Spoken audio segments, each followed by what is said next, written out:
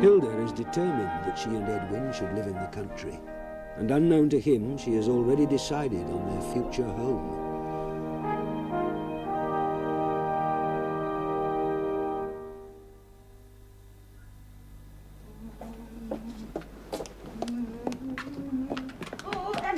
Now, as soon as you finish washing up the breakfast things, you are to go straight round to Miss Clayhanger's house. But don't forget to lock the back door properly when you go. Yes, Mum. Now, Miss Clayhanger will give you some things to carry, and you will go with her to Mrs. Benbow's. You will have your Christmas dinner there. Oh, thank you, Mum. Now, of course, you will do what Miss Clayhanger says. I dare say she'll want you to help with Mrs. Benbow a bit. But whatever you do, you'll be back here at 3:30. Now, you remember that? Yes, Mum. Good. Now, we will be back from Mr. Inkpen's a little after 4. Is Unchpin here? He's in the kitchen, Mum. Send him to me, please. Yes, Mum. Oh, Emmy, this is from us to wish you a very happy Christmas. Oh, thank you, Mum.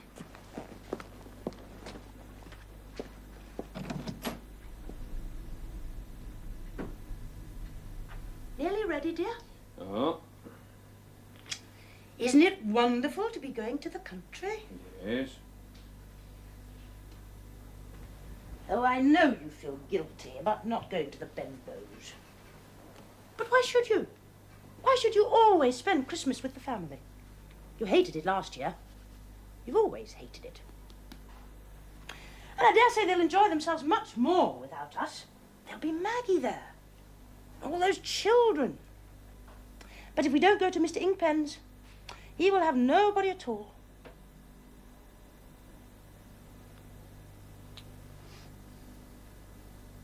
And you've no need to worry about my driving. I'm quite an expert already. Well, I will just go and see Unchpin and tell him to put the parcels on the cart. I say, what's happening about this fire? What about this fire? Well, ain't it going to be lit? Well, I don't see how it can be, Edwin, since there's nobody here to keep it up. Now, hurry up, George.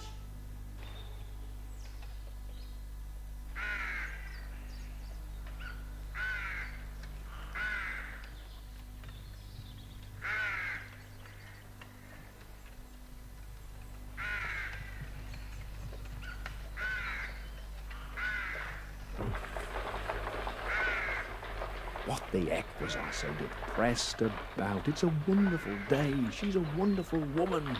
It's good to be alive at a time like this.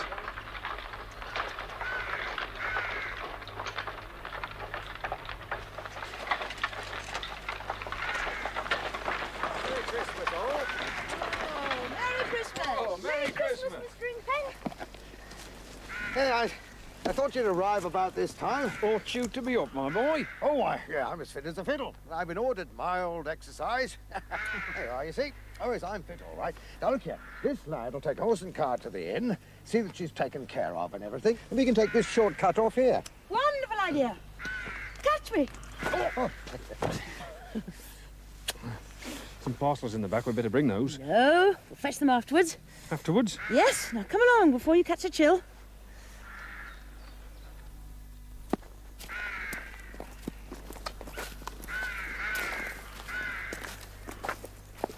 What's this house? He's guessed it in one. Ladderidge Hall, my boy. Seat to the beach and oars for about 100 years. Seat, eh? It was empty, so we thought we'd have a look at it. Shall we approach then? Why not? I've got a key. If she wants war, all right, then she can have it. Needs a touch of oil here. There we are.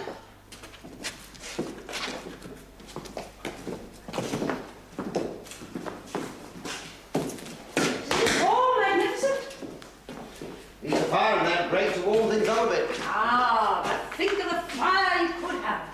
What's that up there? The beach and old coat of arms, my boy.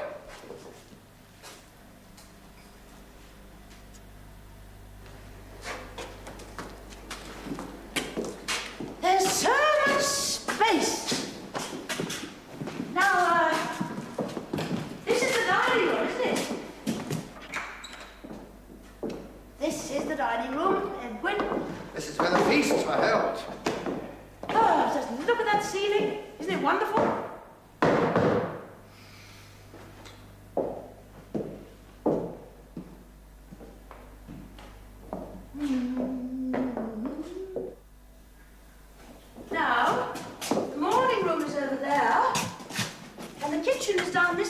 here.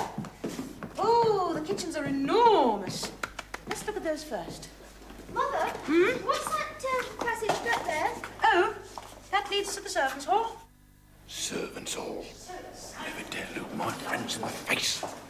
Now, that's the top hand that will have to know that it is rather attractive, isn't it? And look at this range. Well, it may be old, but it's beautiful.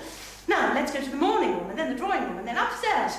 Look around there. Mother, is the morning room? Well, guess not. No running water, no gas. She's been planning this deliberately for Christmas. She knows I wouldn't make a scene at Christmas. Let her wait till tonight, that's all I say. Come along, Edwin. Don't lag behind. Here's another bedroom. This one's bigger too. Go and look at this room. How many bedrooms are there, Mother? There must be hundreds. Not hundreds, just 7. And the attics, of course. Oh, come along, Edwin. Where's the bathroom? No bathroom, Sonny. Ah, but you'd always put one in, though. Oh, yes, I should say so. This small bedroom here. Tank room in the roof, run the pipes straight down. Is there a basement tank room? Let's go and see, shall we? What's the point in going right up there? Oh, Edwin, don't be disagreeable. Hey, come on. There's a lot more rooms up here. There's bound to be one to put the tank in.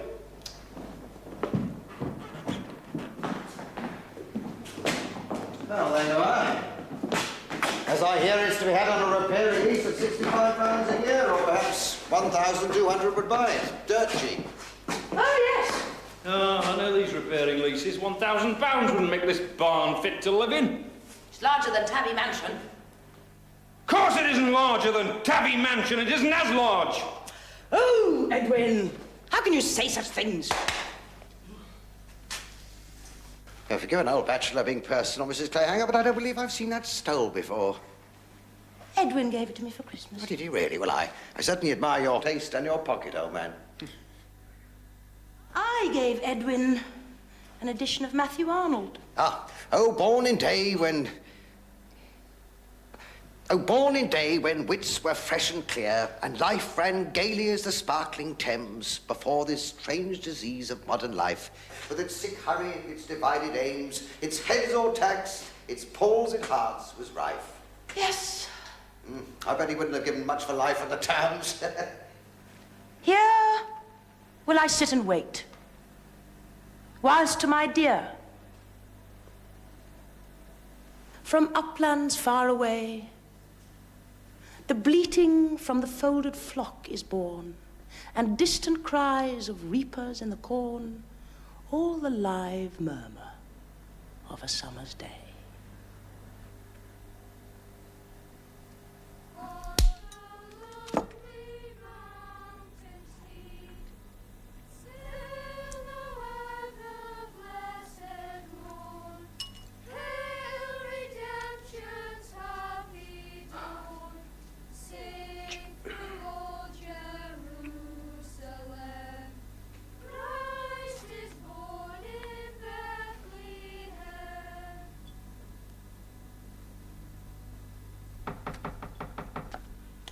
Excuse me one moment.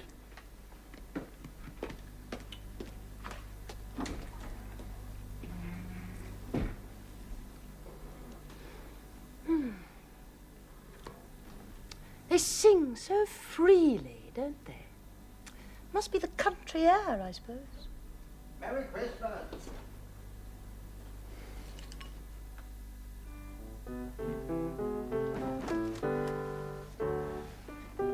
He's got talent.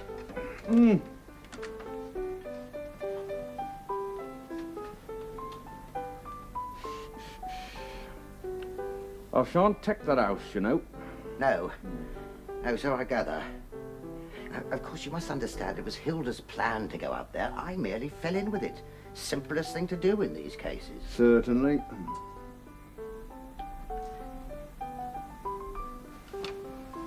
I say, old chap, that night when I was in hospital, when I was surprisingly calmly convinced I was about to discover there was no afterlife.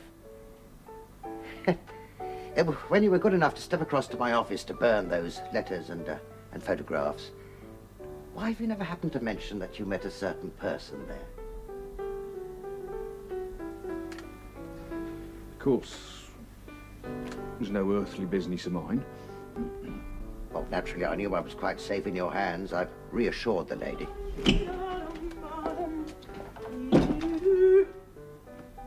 Don't be afraid. Not going to interrupt. I can see you're in the thick of it. You don't mean to say you've already finished explaining to Mrs. Dummer how she ought to run my house for me? How soon do you mean to have this table cleared? That table will be cleared, but it won't disturb me to have it cleared. Only Mrs. Dummer does want to get on with her washing up. Now, look here, madam. You're a little ray of sunshine and all that, I'm the first to say it, but I've noticed your critical eye surveying the untidiness of my room, and I have to tell you that I'm not your husband. Now, don't say you'd be sorry for any woman I was the husband of. Think of something more original. Please. I only popped in to say that it's nearly 2:45. And George and I will go down to the inn and bring the dog cart up here. I feel like a walk. We shall only get home after dark as it is. No chance it'll stop for tea and all will be forgiven. Drive home in the dark, not much. He's afraid of my driving. I don't believe that, I think we should get away while it's still light. Yes, dear. I will go and get the cart. You two can get on with your masculine talk. I shan't be long.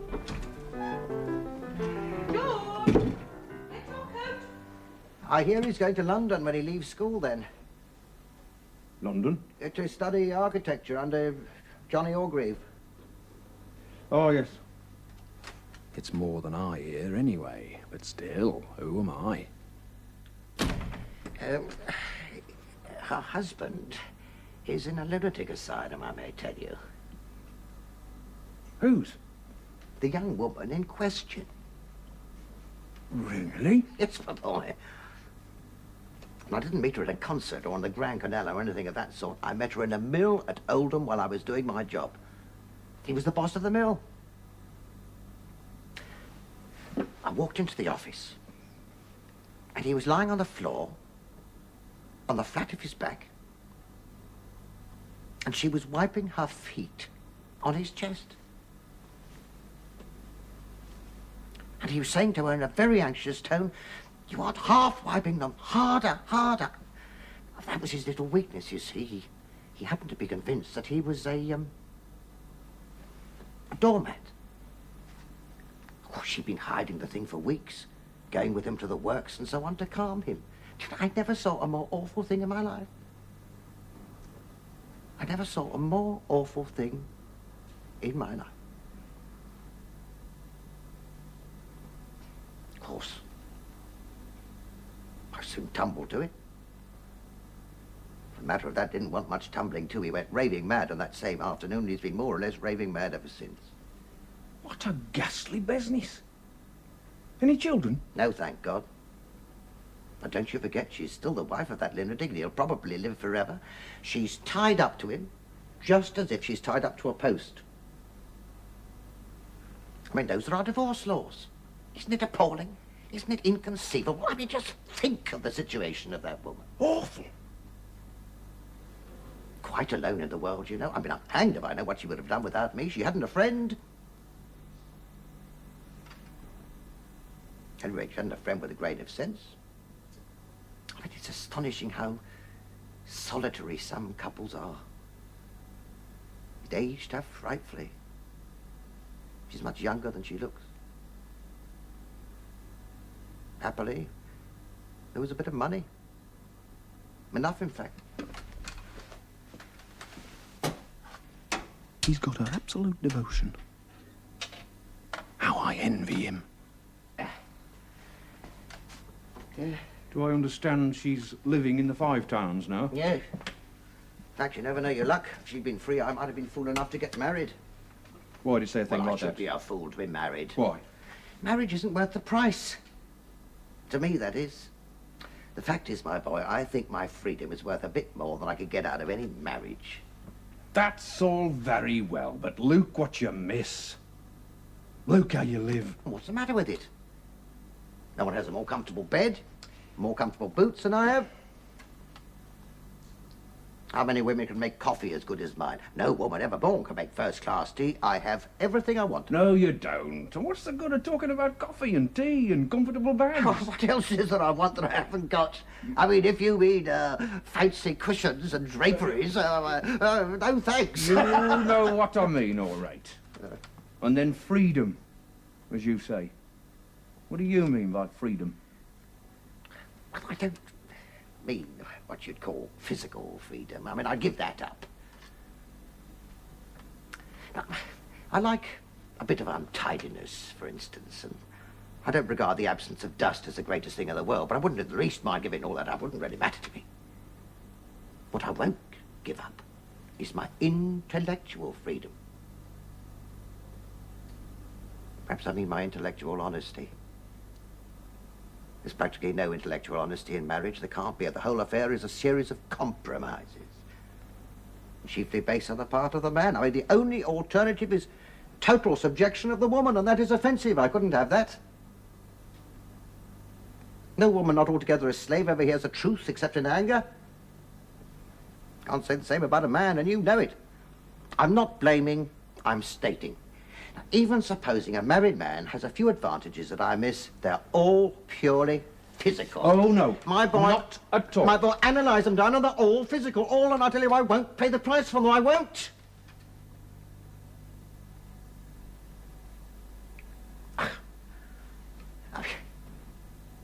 I've no grievance against women. I can enjoy being with women as much as anybody, but I won't. I will not live permanently on their level. Oh, no! That's why I say I should have been a fool to get married. It's quite simple.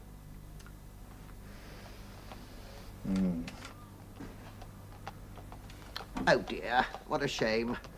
I was just getting going on a pet subject. Not that I'm attempting to persuade you, of course.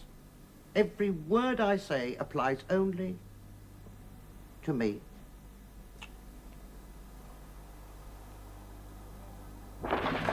There's a very good profit to be made from livestock, you know, cows and pigs and rabbits and pheasants. Aha. So you learn to shoot, would you? I'd be a jolly good shot. Oh, it would be fun to have a proper shoot with guns and dogs and beaters and things. And then great big hampers to picnic out of, and then at night we'd have pheasant to eat, and a glorious big kitchen to cook them in, and decent country servants too. Oh, when you think of the difference between the country and the town, it seems self-destruction to choose to live in a town.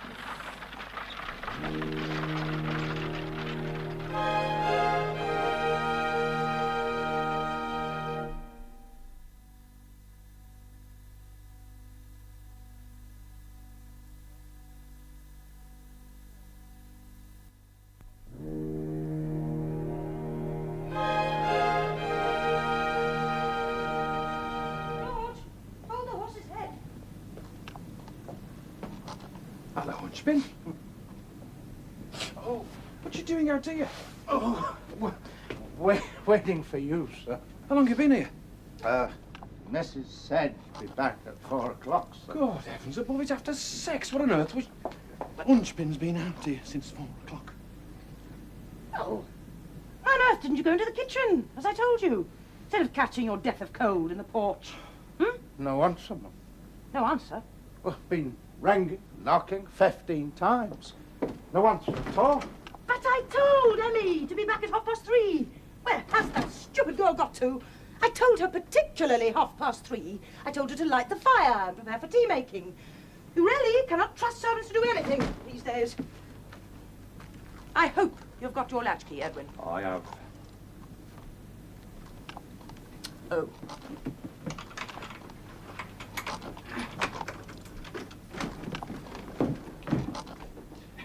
I'm afraid your Christmas has been a bit spoiled.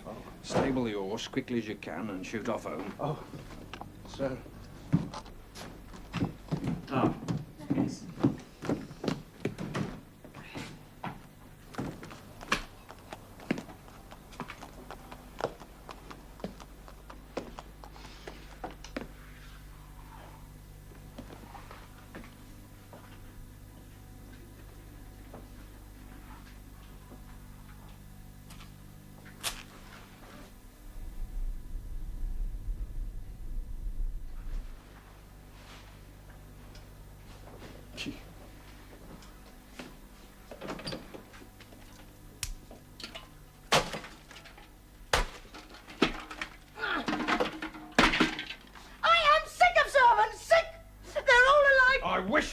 could control yourself, Hilda.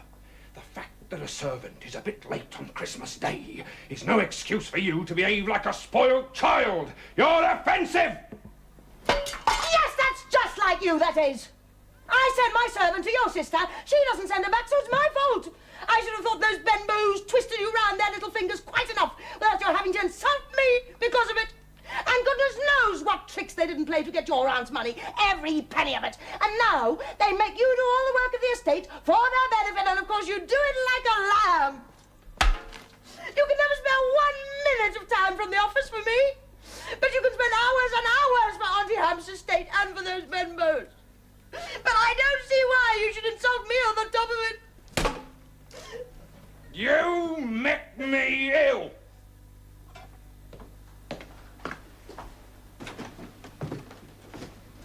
That's the end of it.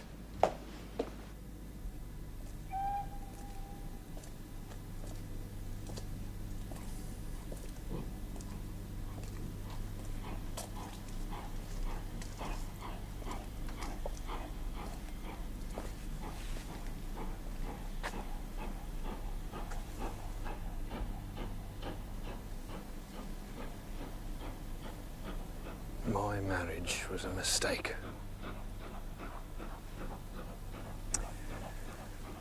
Oh, it's not this quarrel. We'd get over this. We'd get over others, I dare say. And then there'd be others. And others still, and each one bigger than the last. No, she just won't alter her ways, and I shan't stand for them. Whatever happens, it's over. Or soon will be. There's no controlling forces as strong as that. They're let loose and they'll smash us. There's no help for it.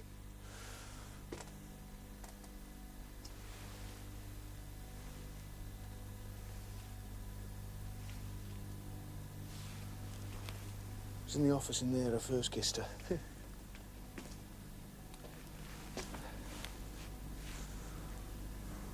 Of course she can't help being herself, but what's that got to do with me? She's never been like normal, she never has. For God's sake, look at the first night I saw her. The way she ran after me into that porch, and all those peculiar things she asked. Did I really mean it when I said there was no virtue in believing it was the most wonderful thing she'd ever heard? She's just abnormal, there's no questioning that.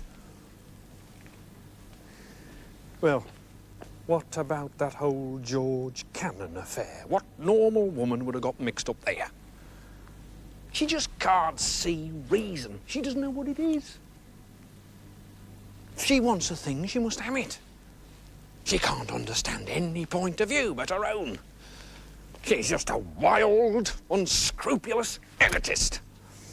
How dare she scream on about Auntie's will? It was Auntie's money to leave as she pleased.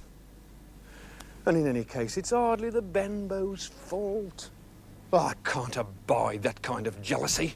It's the mark of a mean and petty mind. No use trying to explain or argue with her. She doesn't argue, she feels.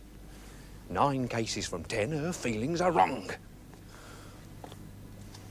She's no conception of moderation or consideration. Oh, no.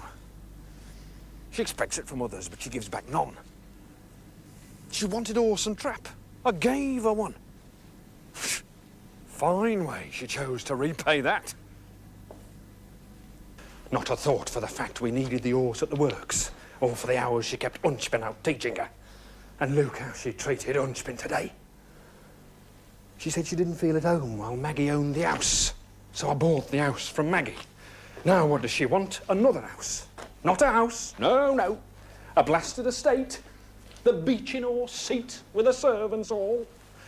Not a thought for me trekking from here to here and back to there every blasted day. And such a childish way to go about it, too.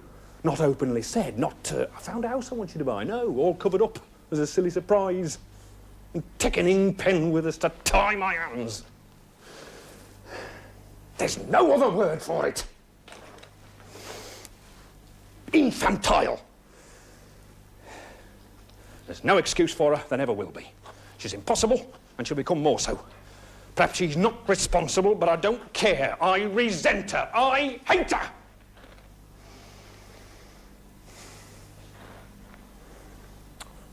Pen's right about marriage. He says he won't pay the price. Well, I won't either. The end has come. I shall have my liberty again. And not just the liberty of youth, oh no. Of the knowledge and experience to use it now. I shall manage even better than Ingpen. I know what a home is, how it ought to be run. Behind the veil they should be, he says. They don't like to hear that, but he's got things right. That mysterious woman who was waiting for him. Perhaps I might even find, well, what does that matter whether or not I find anything? I shall be free. When I think of all she's done to me, those moods, those tricks, that stupidity, life will be good and simple and I shall be free.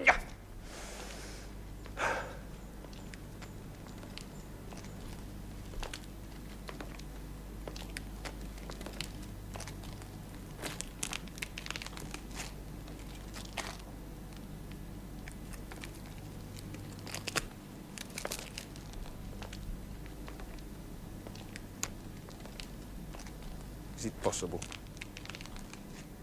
A creature who's capable of emotion like that should be compelled to cook my bacon and black my boots.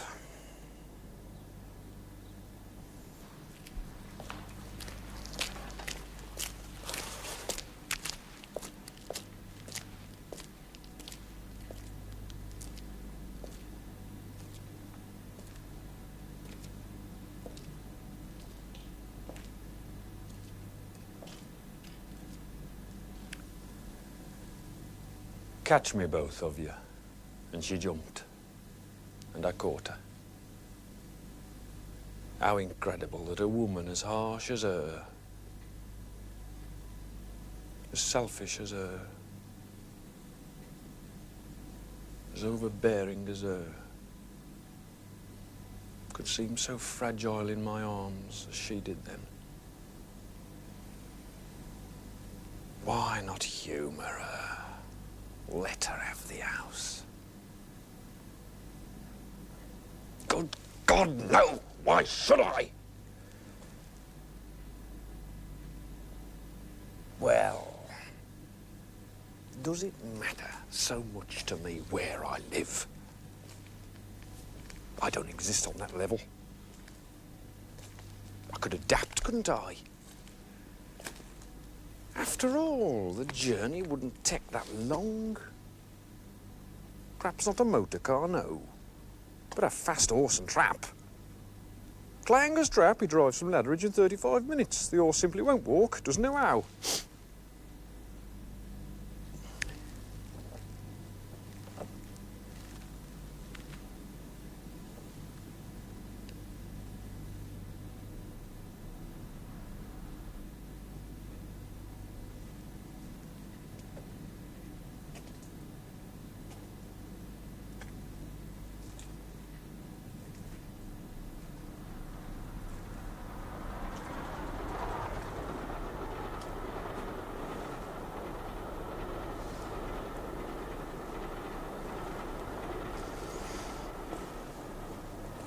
What a pleasure it would be to grant it to her. To grant her caprice. If it gives her joy, why not give it? Oh, yes, I can see her now. Mistress of a country house. Delicately horsey. Exciting herself about charitable schemes. Stamping her foot at gardeners and grooms, nursing sick dogs, and all of it dependent on me. Well, I can afford it, can't I? I'm richer than she knows. I've only to nod and say, do as you please. There'll be no loss of face, because I haven't said no. All right. So I hinted I didn't like it, but at no time did I come out and say no.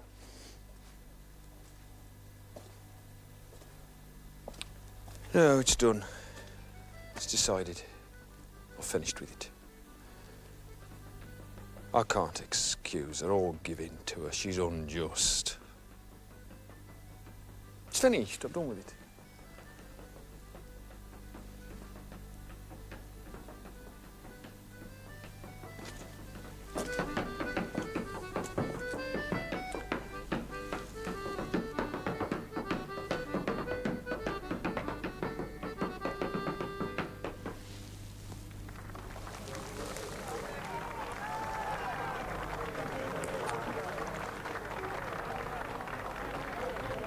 Florence Simcox, champion female clog dancer of the Midlands.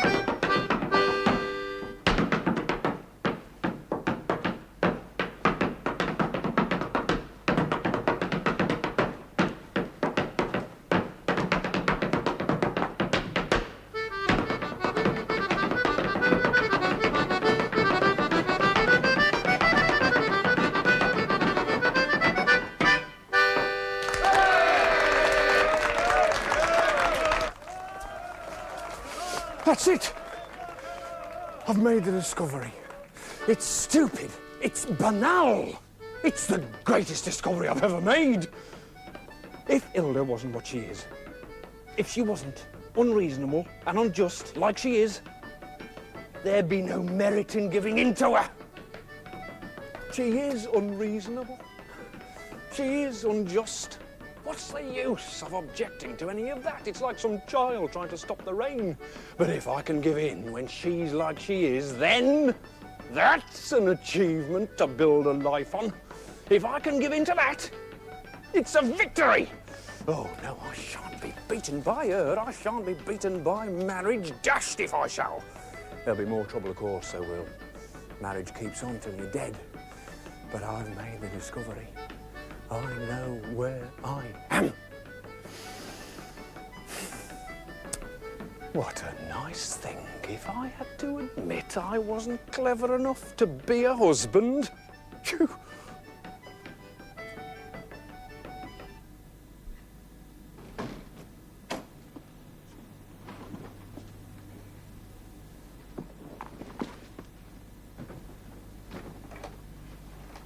Good evening, sir. Forgot my key, Emmy. Here he is, Mother. I say, Nunks, Emmy brought up this parcel from Uncle Albert and Auntie Clara. It wasn't addressed on the outside, so I opened it. Oh, just my luck, ain't it, Sonny? It's worse than last year's. You poor darling. Whatever shall you do? Well, you know you'll have to put it on view whenever they come up. George, go and tell Emily we'll have supper now. Right.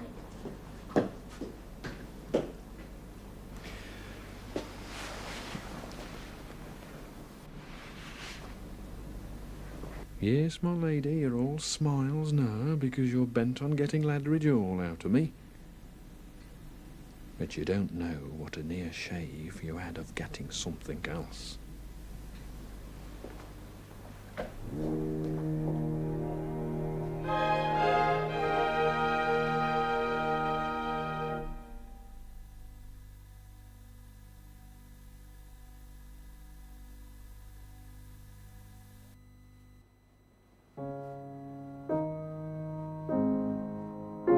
In questa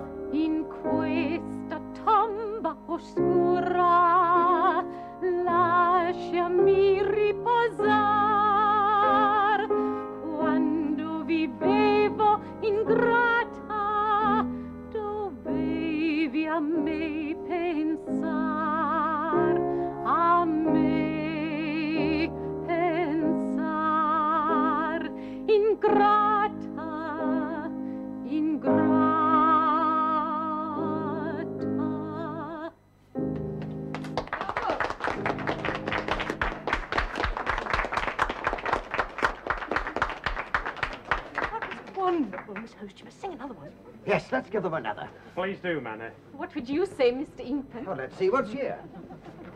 Edwin, open the window. Such a beautiful night. Of course. Tip-top party, Mrs. Clayhanger. Thank you. It is gorgeous to hear music, isn't it? Too right. Not enough entertaining in the towns these days. She sings well, doesn't she? Yeah. Ladies and gentlemen, I announce success. Miss Host has consented to sing a song by Schubert.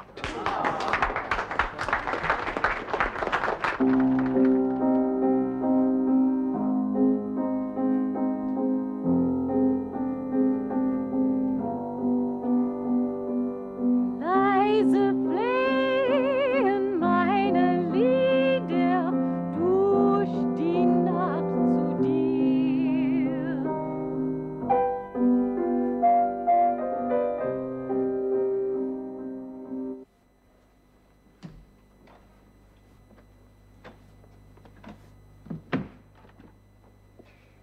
They're all asleep now, the little dears. I went in every room, even Bert's fast off. From the way he was yawning at the works today, I should think he could use some sleep. Now, I won't have that, Albert. My word, I won't. You said he was coming on very well. No, he's not doing so bad. He doesn't take an interest, that's all I say. Well, it'll take him time to get suited, I expect.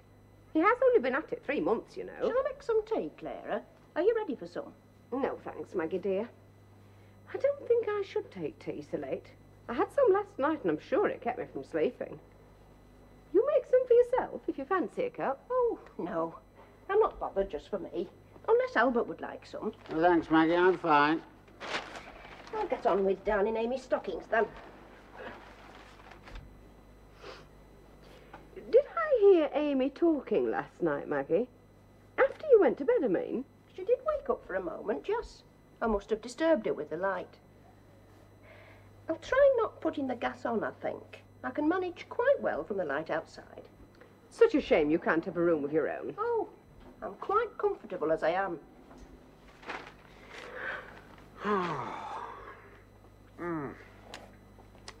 Be some do tonight at Edwin's. Oh, yes. If Mrs. Edwin has a party, it goes on late. She likes folks to notice. Well, I'm jolly glad I'm not there. I'm tired as it is. She did ask Maggie, I believe. Did she? You'd have thought with Maggie living here, the least she'd... You did the wise thing, Maggie. You did the wise thing, I tell you that. What's the occasion, do you know? I don't think there is one, not specially. Except Miss Manor Host, of course. Oh, that blonde young lady from Copenhagen. Going to marry Swetnam, isn't she? Dash clever girl, speaks 4 languages, they say. So they say. And of course, Swetnam's done very well. Perhaps Hilda's decided it's time she showed them. Oh, I don't think so, Clara. Well, I dare say. Could be, as they've settled on a date for the move. Oh, no. She may think it's settled, but I'm sure it's not. Edwin's very stubborn when he wants to be. Maggie, dear, could you rake the fire a bit? I know as it's April, but I'm quite shivery.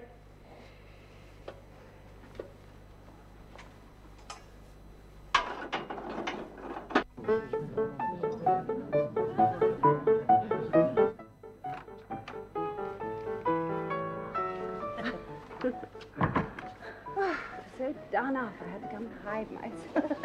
Well, you have had a journey today and everything. Oh, it is so lovely having you come to stay. I never did come across such a dancer as that Charles Fern. Yes, he's a great dancer, isn't he? At least he makes you think he is. Everyone says he's a dreadful rake. I'm sure they're right, too. Yes, I suppose he is. See, you've got a Rossetti. Mm-hmm. Edwin gave it me. He's gradually giving me all my private poets. Only I haven't much time to read it lately, I suppose. It's this idea of moving into the country that makes me so restless. But is it settled, all that?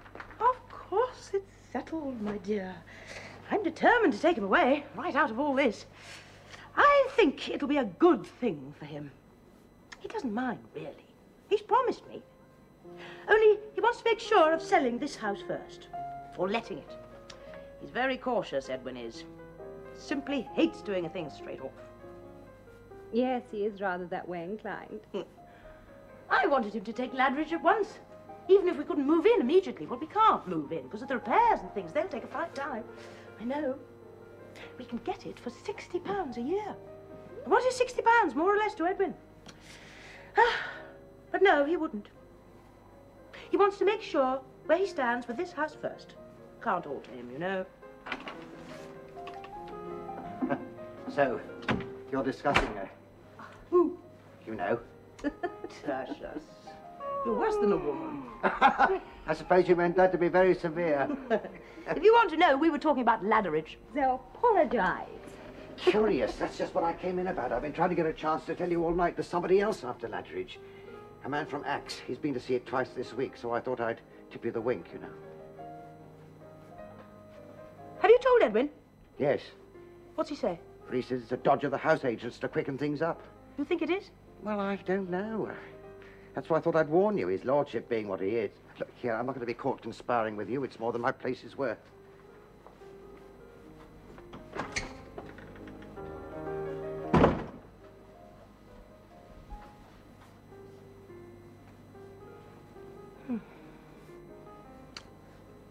My girl,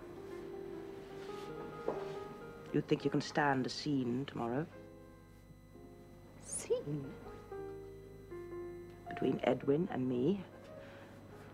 I am absolutely determined we shall take Ladridge, and I do not care how much of a row we have over it. Is it as bad as all that? Yes, it is. I can just see it. If we do not take Ladridge Hall, we will simply go on living in Trafalgar Road, Bursley, forever and ever. Oh. I was wondering the other day after one of your letters why you were so anxious to go into the country. I thought you wanted Edwin to be on the town council or something of that kind. How can he do that if you're right away out there? So I should like him to be on the council, but all I really want is to get him away from his business. You don't know, Janet. Nobody knows except me. Edwin will soon be a slave of that business if he carries on. Oh, I don't mean he stays late at night at it. He scarcely ever does that. But he's always thinking about it. He cannot bear to be 1 minute late for it. Everything in the world must give way to it. He takes that as a matter of course. And what annoys me is there's no reason for it. Seeing how much he trusts Simpson and that Big James. I believe he'd do anything in the world for Big James. He'd listen to Big James far sooner than he'd listen to me. Disagreeable, fawning old man and quite stupid. I will tell you how Edwin looks on his home. Edwin looks on his home as a nice place to be quiet when he isn't at the works.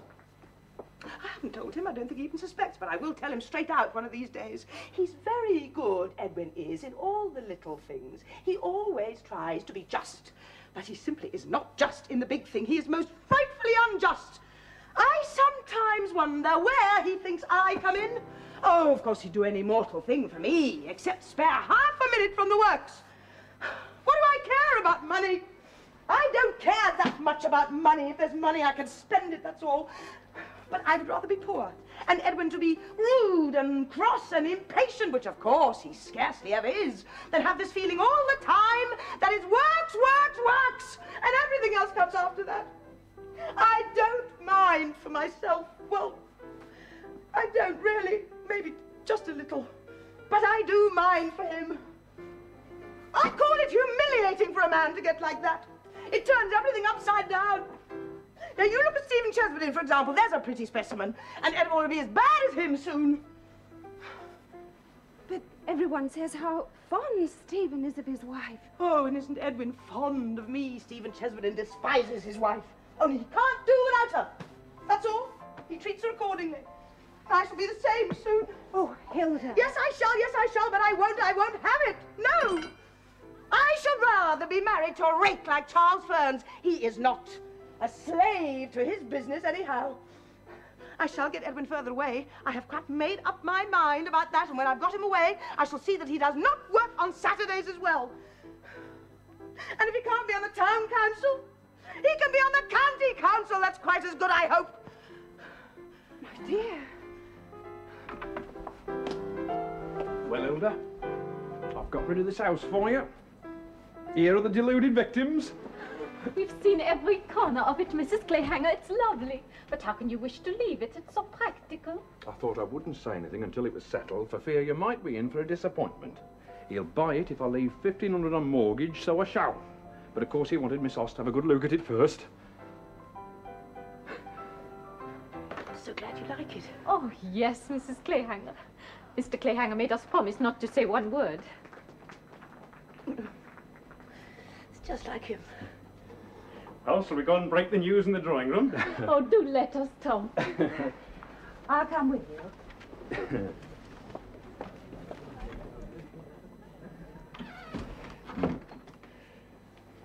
you. Any news how that servant girl's baby's going on? Minnie? Hmm. Well, I think she's very well. But it was premature, you know. Yes, that's why I asked. Because I thought we'd leave some money in the savings bank for the kid. £130. £130? What are you talking about? £130. I received it from America this morning, as ever is.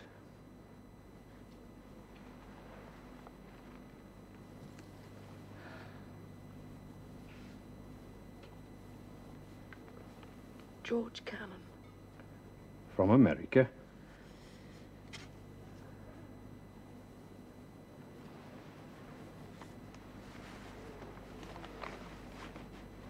Shall we join them?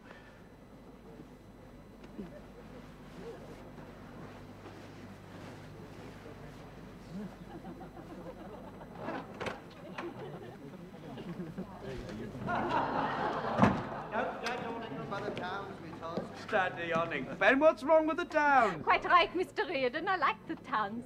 Everybody knows the English are the finest nation, and I think the towns are more English than London. You don't know how English you are here. It makes me laugh because you're so English and you don't know it. I love you. Oh, now you're flattering us. And yet you're so dreadfully exasperating. To us Danes you are. You're exasperating because you won't show your feelings. Tom, that must be one for you. We're too proud. No, it's not pride. You're afraid to show your feelings. It's because you are cowards in that. Cowards? We're not. There you are, you see. So there. Loud applause. Tom, you should dance with Mrs. Clayhanger. Don't forget we're taking her house. All right.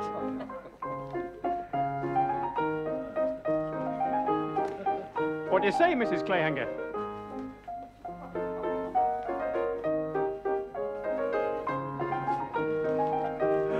Miss Host?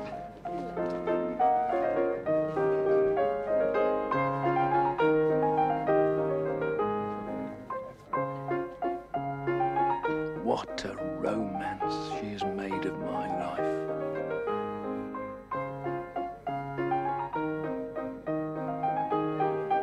Oh, no. I don't envy him.